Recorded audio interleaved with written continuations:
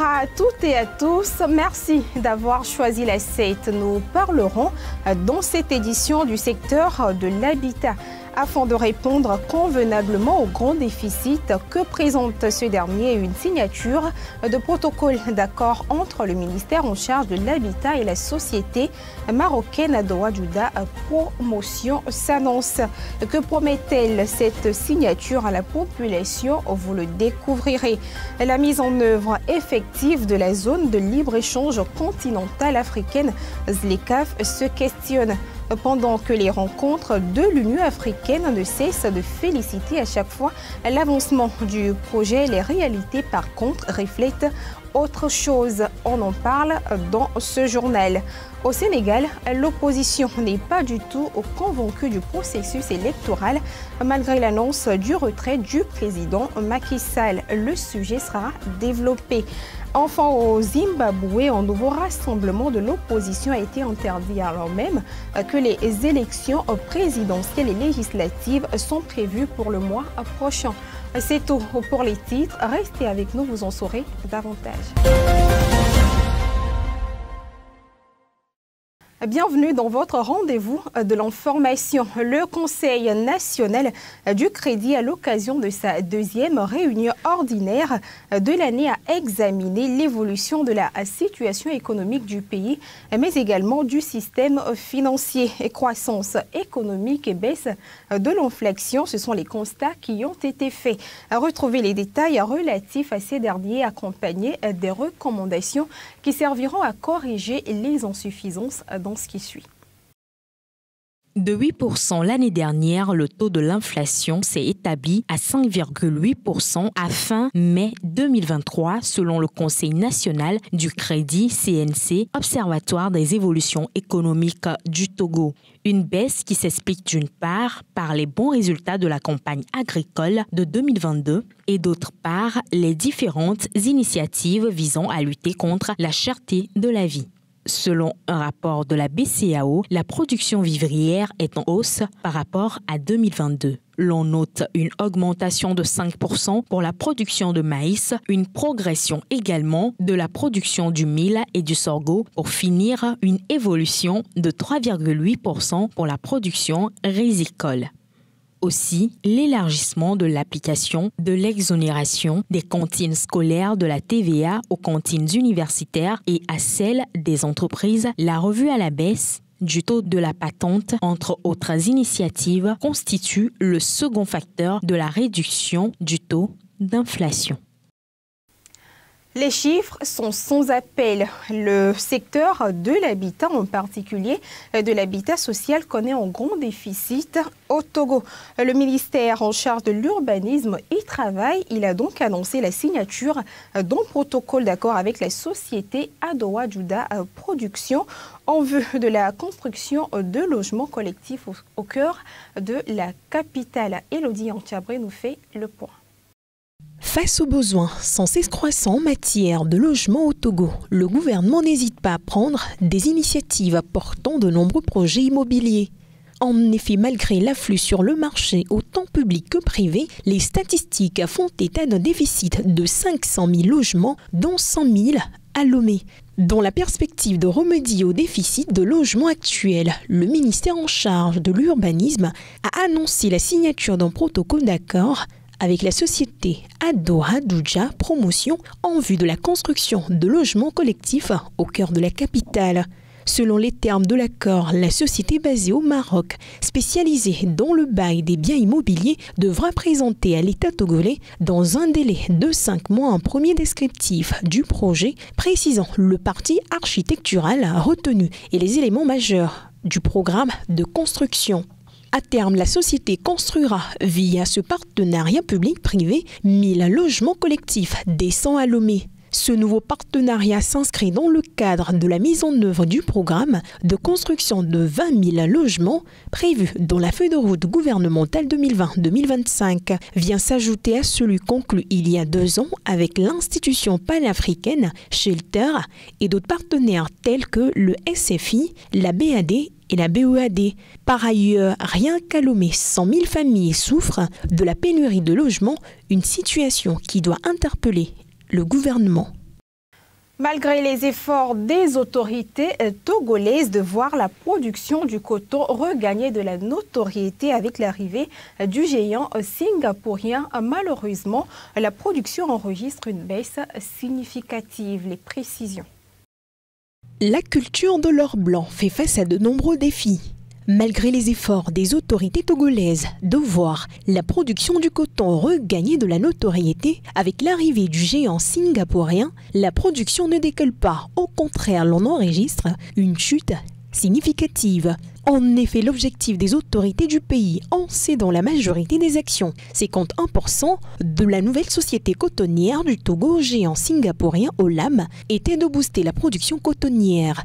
Malheureusement, 3 années de 2019 à 2022 après, la production ne fait que baisser, soit 40% par rapport à la production d'avant l'arrivée du géant singapourien. Ceci nonobstant les efforts des autorités avec la baisse des prix des intrants et la hausse des prix du kilogramme de coton grain. Une situation qui inquiète aussi bien les producteurs que la Fédération des producteurs de coton au Togo. Par ailleurs, plusieurs raisons sont pointées du doigt accusateur par les acteurs pour justifier cette situation. Si du côté des agents de la CNCT et des producteurs l'on parle de problèmes managériels, les premiers responsables de la société quant à eux évoquent les problèmes climatiques avec une mauvaise pluviométrie et l'apparition de nouveaux ravageurs. Pendant ce temps, la mortalité dans les pays à faible revenu a considérablement grimpé ces dernières années.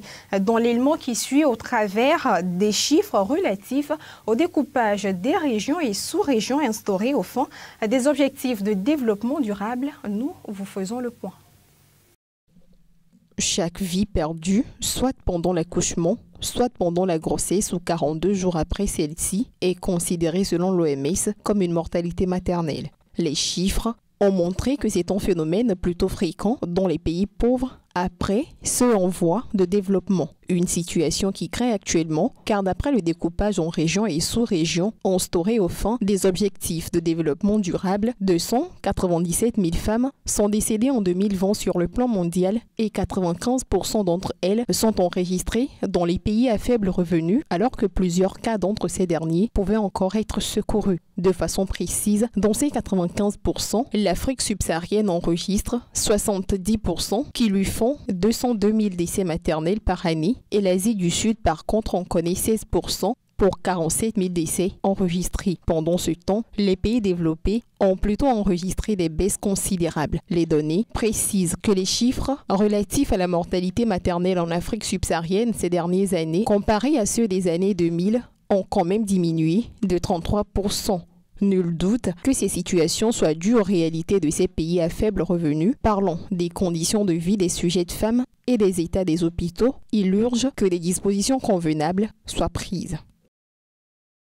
Malgré les efforts des dirigeants africains, la ZLECAf, zone de libre-échange continentale africaine, est enlisée quelque part entre ces phares de négociation et de mise en œuvre. À plusieurs reprises, les conférences de l'Union africaine se sont félicitées du quasi-parachèvement de cette ambition. Pourtant, sa mise en œuvre effective n'a pas encore connu de progrès.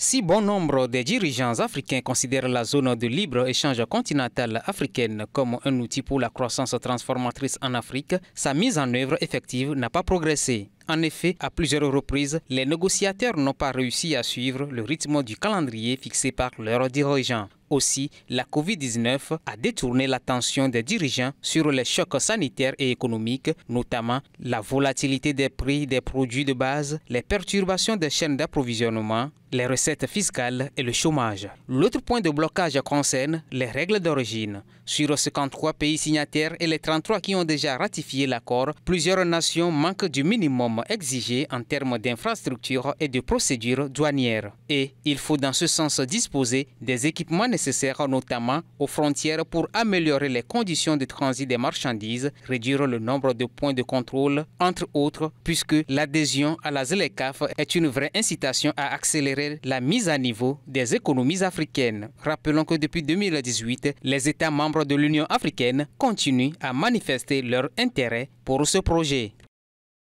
L'actualité internationale à présent. Au Sénégal, malgré l'annonce du retrait du président Macky Sall, l'opposition a douté du processus électoral. Elle appelle donc à poursuivre la mobilisation pour l'organisation d'une présidentielle libre et inclusive. Reportage.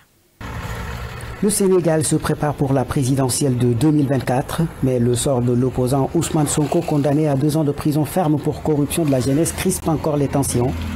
Pour beaucoup de Sénégalais, la décision du président Macky Sall de ne pas briguer un 3e mandat ne suffit pas.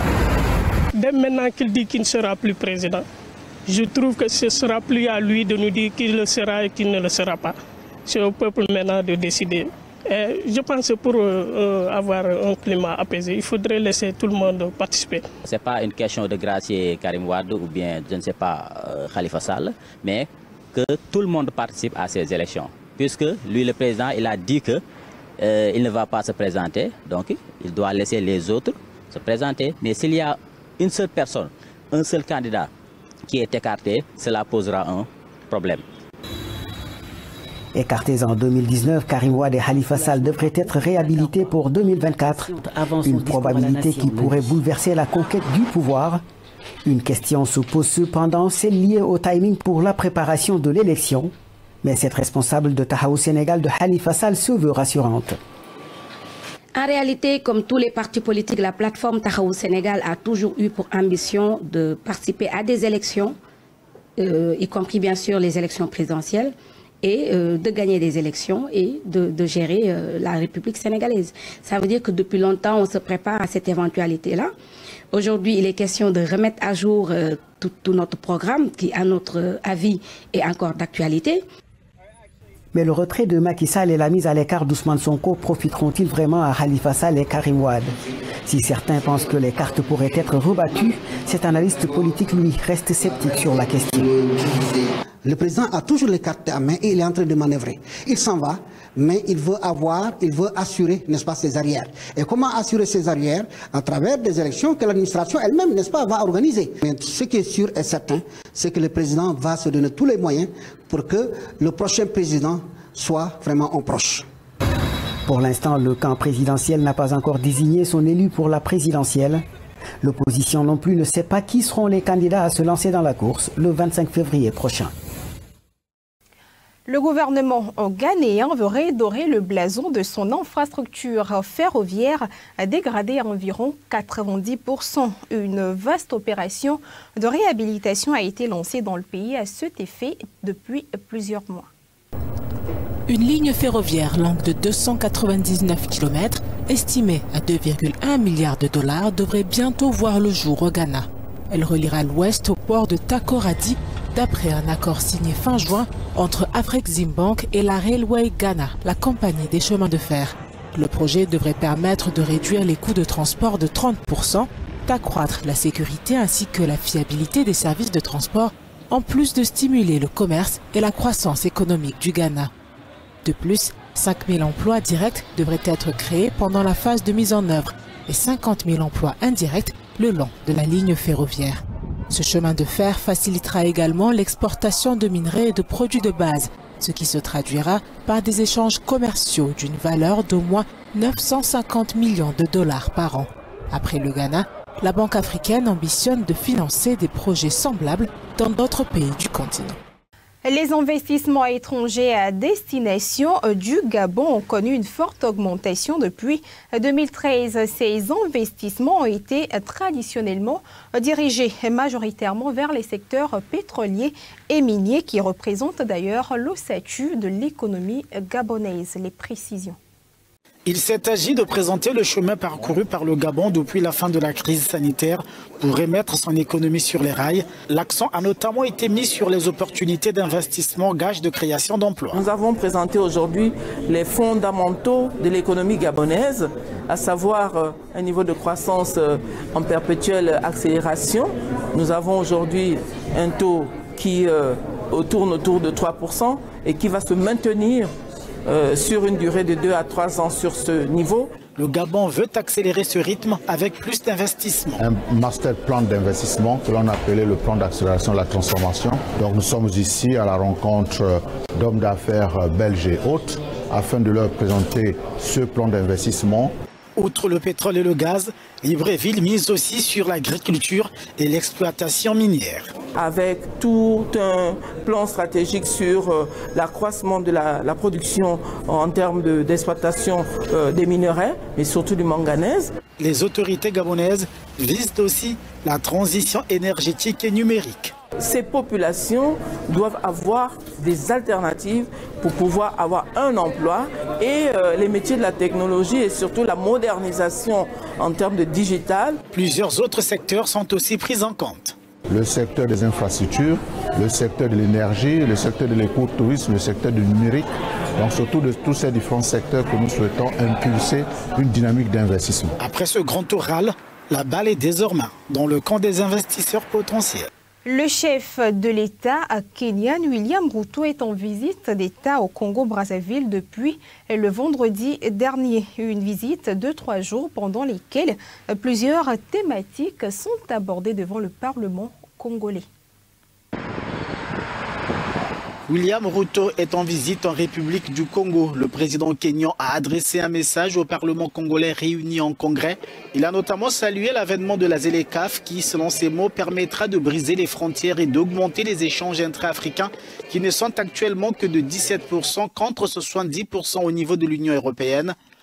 La libre circulation des personnes et des biens a aussi été évoquée par le président kényan.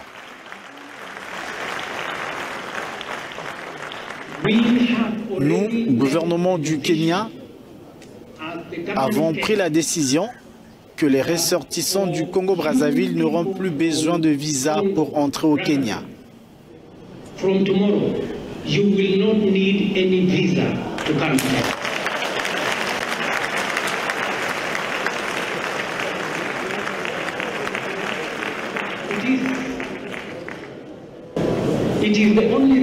C'est une initiative qui va permettre d'accroître les échanges entre nos deux pays. Nos peuples, les hommes d'affaires et autres ont besoin de cela.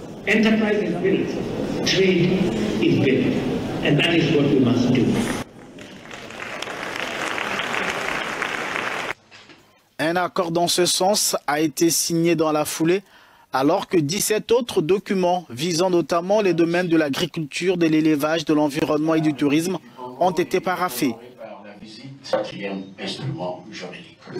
William Ruto a aussi exprimé la volonté de son pays de relancer les vols de la compagnie Kenyan Airways entre Nairobi et Brazzaville d'ici à la fin de l'année. La compagnie nationale aérienne kenyane a cessé de desservir la capitale congolaise depuis quelques années.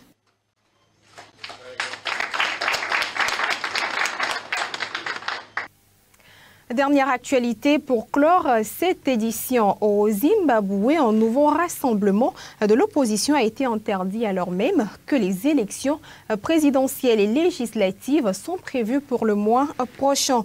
Ceci revient donc au 4e rassemblement interdit depuis le début de cette semaine. L'opposition zimbabwéenne est sortie de son silence après l'interdiction de son rassemblement prévu ce dimanche à Bindura, à 90 km au nord-est de la capitale Harare. La coalition des citoyens pour le changement a dénoncé une manœuvre du pouvoir à l'approche de la présidentielle du 23 août. La principale chose que nous allons faire, et c'est ce que nous faisons depuis 14 mois, est de continuer à gagner les cœurs et les esprits. Vous savez, vous pouvez essayer de nous bannir du stade, mais vous ne pouvez pas nous bannir du cœur des gens, et les citoyens zimbabwéens sont déterminés et prêts pour le changement. Le changement, principal mot de Nelson Chamisa, 45 ans, qui défie dans les urnes Emerson Mnangagwa, 80 ans, accusé de n'avoir pas réussi à sortir les Zimbabwéens de l'ornière. Nous savons que nous avons affaire à un régime qui est pire que celui de Robert Mugabe. Ils utilisent la violence politique, ils sont corrompus, la moitié du pays vit dans une extrême pauvreté à cause de leur incompétence. Nous sommes donc bien conscients qu'ils vont le faire, mais nous pensons que nous pouvons encore gagner malgré tout, parce que les Zimbabwéens en ont assez de l'incompétence de Mnangagwa et qu'ils sont profondément inspirés par le plan de progrès du président Chamisa et par sa vision alternative d'un nouveau grand Zimbabwe qui fonctionne pour tout le monde. Les entraves à la campagne électorale de l'opposition ont été documentées dans le pays. Des pratiques à même de ternir l'image de la présidentielle à venir, selon cet analyste. Depuis les élections partielles, plus de 50 rassemblements de l'opposition ont été interdits par la police. Je pense que cela donne l'impression que l'espace n'est pas ouvert aux partis d'opposition et je pense que cela porte atteinte à la crédibilité des élections, d'autant plus qu'il n'y a pas de plainte similaire de la part du parti au pouvoir. À ce climat politique s'ajoute un contexte économique morose entre hyperinflation et un taux de chômage élevé. C'est la fin donc de ce journal. Merci à vous de l'avoir suivi. Excellente soirée à tous.